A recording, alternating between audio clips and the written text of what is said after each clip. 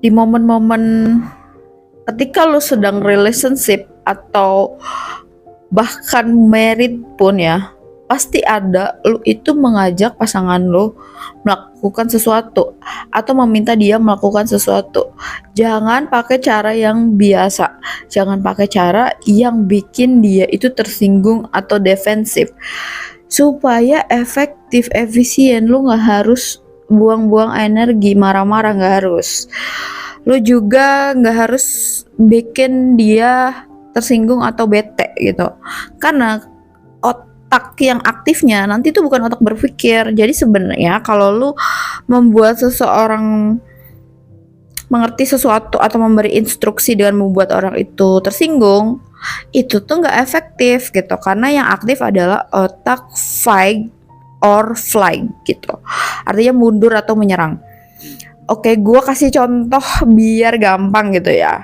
Misalkan ini momennya itu gue punya cowok, terus cowoknya itu ngeluh terus tiap hari. Nah, kan gue capek ya dengerinnya gitu. Aduh ya ampun, kenapa sih ngeluh terus gitu? Kok kayak nggak pernah bahagia hidupnya gitu. Kok kayaknya nggak pernah ada yang bisa disyukuri gitu. Nah, kalau gue langsung ngomong gini, kamu tuh nggak bisa bersyukur banget ya jadi manusia gitu, pasti dia tuh bakalan defensif kan, bakalan tersinggung gitu, bakalan marah, bakalan merasa gue itu menggurui gitu kan.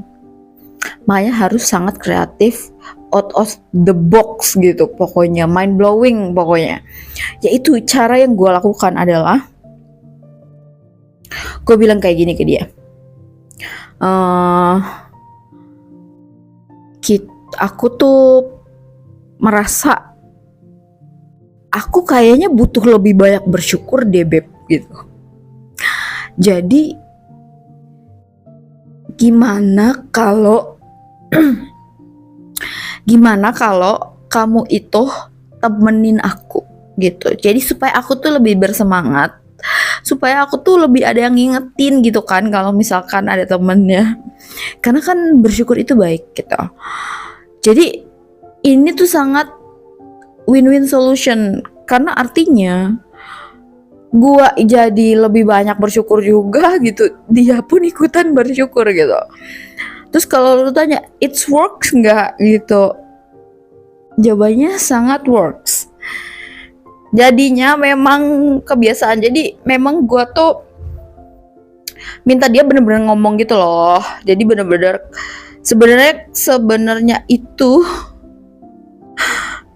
untungnya udah putus sih. Sebenarnya itu dia itu kan beda agama sama gua. Jadi kalau gua itu sebenarnya kan nyebutnya alhamdulillah, dia tuh kayak kadang puji Tuhan, kadang puji syukur gitu. Nah, pokoknya dia harus ngomong itu gitu. Jadi memang itu tuh akhirnya karena tiap hari terus-terusan. Jadi memang gue mintanya itu tiap hari gitu.